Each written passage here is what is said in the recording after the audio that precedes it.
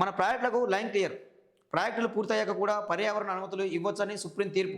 పాలమూరు రంగారెడ్డి, సీతమ్మ సాగర్, డిండి, గౌరల్లి పర్మిషన్ల విషయంలో సర్కార్కు ఊరట. ఆ 4 ప్రాజెక్టులపై ఎన్జీటీలో కేసులు, అవి తొలగిపోయే ఛాన్స్.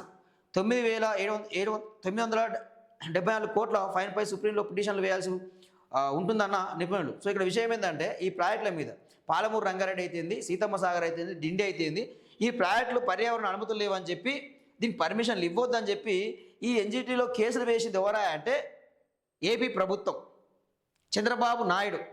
అడుగడుగున తెలంగాణ ప్రాజెక్టుల మీద, తెలంగాణ అభివృద్ధి మీద విషయంకే చంద్రబాబు నాయుడు. సో ఇది తెలుసుకోవాల్సిన విషయం. ఇది తెలుసుకోవాల్సిన విషయం.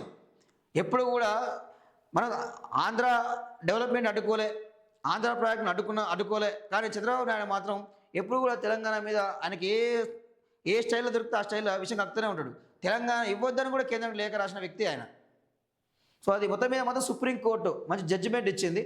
సో ప్రాజెక్టు కట్టిన తర్వాత కూడా అనుమతులు ఇవ్వచ్చు అని చెప్పి జడ్జిమెంట్ ఇవ్వడం ద్వారా ఈరోజు పాలమూరు రంగారెడ్డికి కానీ, డిండికి కానీ, సీతమ్మ సాగర్కి కానీ లైన్ క్లియర్ అని చెప్పి చెప్పుకోవచ్చు. సో ఈ ఎన్జీటీ ఏం చేసింది, మా పర్యావరణ అనుమతులు మీరు తీసుకోలే కాబట్టి సో మీకు ఫైన్ వేస్తున్నామని చెప్పి ఏం చేసింది, 974 కోట్ల ఫైన్ వేసింది.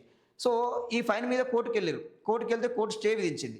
సో మరి ఆ ఫైన్లు ఇప్పుడు కట్టాలన్నా వద్దా, ఏం కదా అనేది తర్జనపరచబడతారు. సో నిపుణులు అడిగితే, అడ్వకేట్ని అడిగితే, సీనియర్ మోస్ట్ అడ్వకేట్లు అడిగితే వాళ్ళు ఏం చెప్తారు, దీని మీద కూడా సపరేట్ పిటిషన్లు వేయాలి మళ్ళీ సుప్రీంకోర్టులో అని చెప్పి వాళ్ళు సలహా ఇస్తూ ఉన్నారు.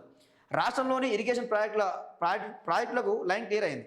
సుప్రీంకోర్టు తీర్పుతో పర్యావరణ అనుమతులకు సంబంధించిన అడ్డంకులు తొలగిపోయాయి. 4 అత్యంత ముఖ్యమైన ప్రాజెక్టులకు భారీ ఊరట లభించింది. ప్రాజెక్టుల నిర్మాణం తర్వాత కూడా కేంద్ర ప్రభుత్వం పర్యావరణ అనుమతులు ఇవ్వొచ్చని బుధవారం సుప్రీంకోర్టు తీర్పు చెప్పింది.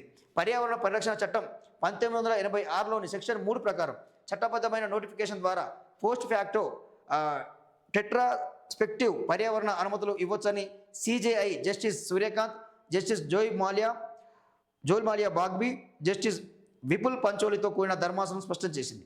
ఆఫీస్ మెమో ద్వారా పోస్ట్ ఫ్యాక్టో క్లియరెన్స్లు ఇవ్వకూడదని తెలిపింది. కామన్ కాజ్ అలెంబిక్ ఫార్మాల విషయంలో నమోదైన కేసును విచారిస్తూ ధర్మాసనం ఈ తీర్పు చెప్పింది. సో ఇది చాలా మంచి తీర్పు. సో తెలంగాణ ప్రాజెక్టులకు లైన్ క్లియర్ అయిపోయింది. Line clear